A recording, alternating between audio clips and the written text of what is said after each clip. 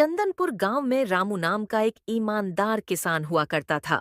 वो दिन भर खेती बाड़ी का काम करता और सुबह शाम पशुओं की देखभाल में लगा रहता। रामू की पत्नी कुंती को भी जानवरों से बड़ा प्यार था। बस इसी तरह रामू और उसकी पत्नी खुशहाल जीवन जी रहे थे। रामू एक बहुत ही मेहनती किसान हुआ करता था। उसे खेतीबाड़ी की बहुत अच्छी समझ थी, इसलिए हर साल पैदावार भी बहुत अच्छी हुआ करती। फसलों के व्यापार के सिलसिले में रामू का अक्सर शहर आना जाना लगा रहता था। अक्सर रामू को फसलों के बहुत अच्छे दाम मिल जाया करते थे। दूसरी ओर गाय भैंसों से मिलने वाले दूध को भी रामू गांव में अच्छे दामों पर बेच दिया करता, जिससे रामू की अच्छी कमाई हो जाया करती। रामू के परिवार का जीवन आराम से बीत रहा था। रामू के दो बच्चे हुआ करते थे, एक लड़का और एक लड़की। दोनों स्कूल जाया करते थे और दिन भर मौज मस्ती करने में लगे रहते। लड़की का नाम बिंदिया और लड़के का नाम पप्पू था। रामू अपनी पत्नी कुंती और बच्चों से बड़ा प्यार करता था।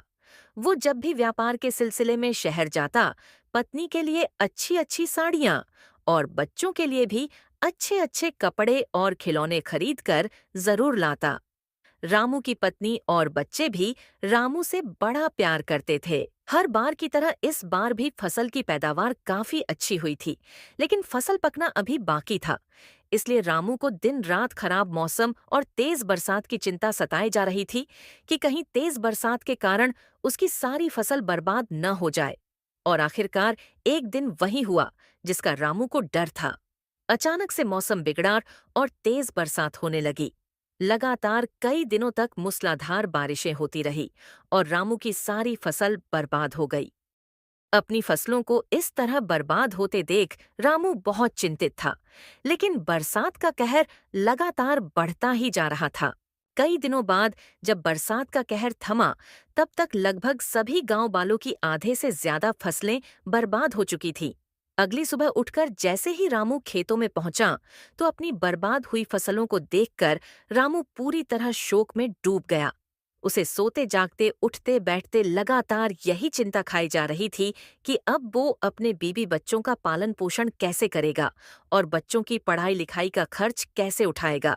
कुछ दिनों बाद रामू ने बची हुई फसल की कटाई शुरू कर दी और जो भी फसल हुई उसे लेकर व्यापार के लिए शहर की ओर निकल पड़ा।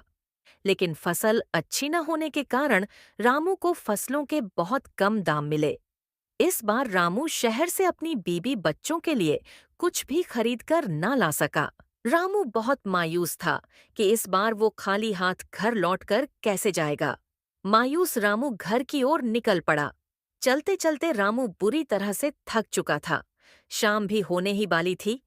प्यास के मारे रामू का गला सूख रहा था।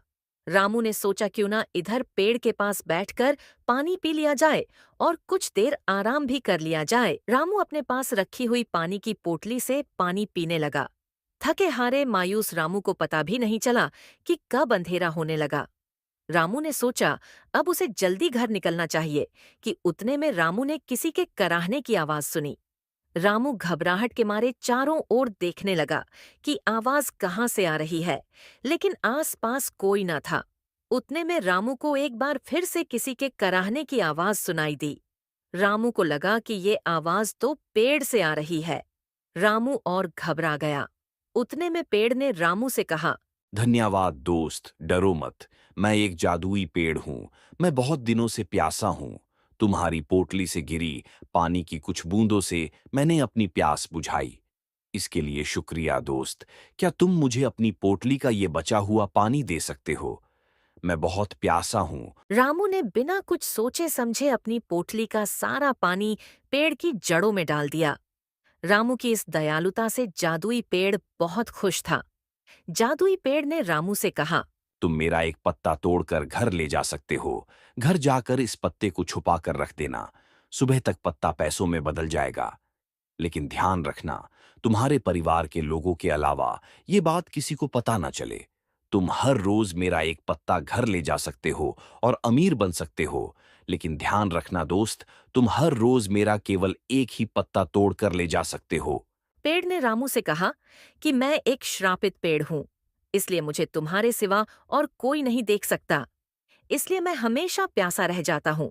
लेकिन संयोगवश तुमने मुझे पानी डाला है, इसलिए अब तुम मुझे देख सकते हो। मुझे उम्मीद है कि तुम कल भी पत्ता लेने खाली हाथ नहीं आओगे। रामू ने पेड़ का एक पत्ता लिया और खुशी खुशी घर की ओर निकल गया। रामू ने घर जाकर सारी बात अपनी पत्नी को बताई। रामू की पत्नी रामू की बात पर पूरी तरह से विश्वास नहीं कर पा रही थी, लेकिन रामू ने पेड़ का पत्ता छुपा कर रख दिया और बड़ी बेसब्री के साथ सुबह होने का इंतजार करने लगा।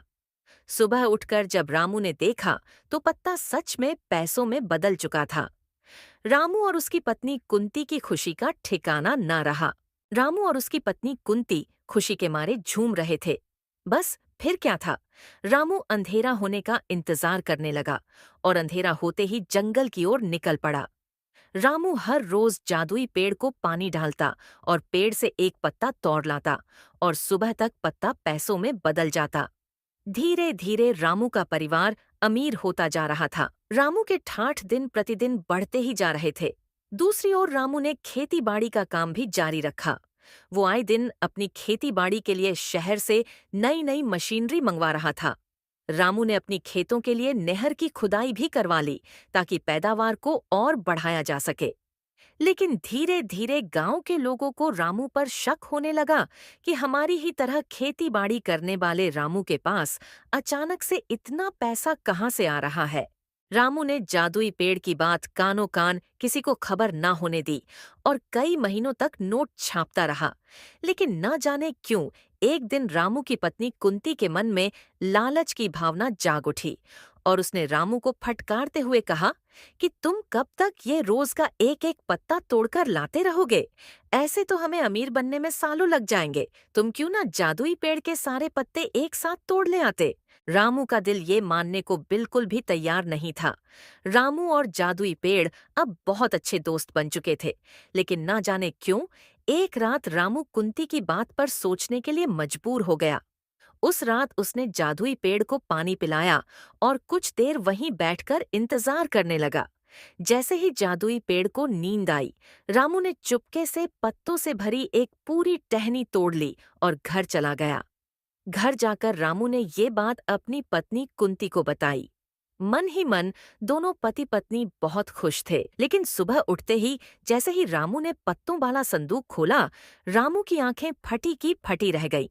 उसमें ना तो पैसे थे और ना ही पत्ते। रामू समझ चुका था कि उससे बहुत बड़ी गलती हो चुकी है। उसकी खेती बाड़ी की सारी मशीनें भी गायब हो चुकी थीं। रामू एक बार फिर गरीब बन चुका था। उसे समझ में आ चुका था कि लालच बुरी बला है।